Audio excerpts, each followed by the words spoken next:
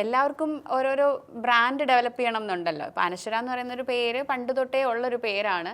അത് നമ്മൾ കൂടുതലും അനശ്വര ഗോൾഡിനാണ് കൂടുതലും അറിയപ്പെടുന്നത്. അപ്പം ഡയമണ്ട് എന്ന് പറയുമ്പോൾ എന്തെങ്കിലും ഒരു സ്പെഷ്യാലിറ്റി നമ്മളുടേതായ ഒരു ബ്രാൻഡ് ക്രിയേറ്റ് ചെയ്തെടുക്കണം എന്ന് ഉണ്ടായിരുന്നു. ഡയമണ്ടിന് ഭയങ്കര വിലയാണെന്നുള്ളൊരു കോൺസെപ്റ്റ് നമ്മുടെ എല്ലാവരുടെയും ഉള്ളിലുണ്ടായിരുന്നത്. പക്ഷെ അതല്ല, സാധാരണക്കാർക്കും അത് യൂസ് ചെയ്യാൻ പറ്റും എന്നുള്ളൊരു സംഭവം കൊണ്ടുവരണം. അത് നമുക്കൊരു ബ്രാൻഡാക്കി മാറ്റണം എന്നുള്ളതായിരുന്നു. കേരളത്തിലെ ഏകദേശം അങ്ങേയറ്റം തൊട്ട് ഇങ്ങേ അറ്റം വരെ പല കടകളിലും ഞങ്ങൾ പോയി, കേരളത്തിന് വെളിയിലും പോയി നോക്കി. അപ്പം ഞാൻ അതിനകത്ത് പഠിച്ചൊരു കാര്യം എന്ന് വെച്ച് കഴിഞ്ഞാൽ എല്ലാവരും പണ്ട് തൊട്ടേ പേടിക്കുന്നത് രണ്ട് കാര്യമാണ്. ഒന്നെന്ന് വെച്ചാൽ ഡയമണ്ടിന് ഭയങ്കര വിലയാണ്, രണ്ടാമത്തെന്ന് പറഞ്ഞു കഴിഞ്ഞാൽ കൊടുത്തു കഴിഞ്ഞാൽ വില കിട്ടത്തില്ല. ഈ രണ്ട് കാര്യങ്ങളും നമുക്ക് മറിച്ച് മറികടക്കാൻ പറ്റിയാൽ, അതെ, അത് മറികടക്കാൻ പറ്റിയാൽ നമുക്ക് ഭയങ്കരമായിട്ട് വിജയിക്കാൻ പറ്റുമെന്ന് ഞാൻ അത് പാറിനോട് പറഞ്ഞു. കാര്യം ഡയമണ്ട് എന്നുള്ള ബ്രാൻഡിൽ, കാര്യം ഇതേ ഗോൾഡിനകത്ത് ലൈറ്റ് വെയിറ്റ് ഇൻട്രൊഡ്യൂസ് ചെയ്ത പോലെ ഞങ്ങൾ ഡയമണ്ടിനകത്തും അത് ചെയ്തു.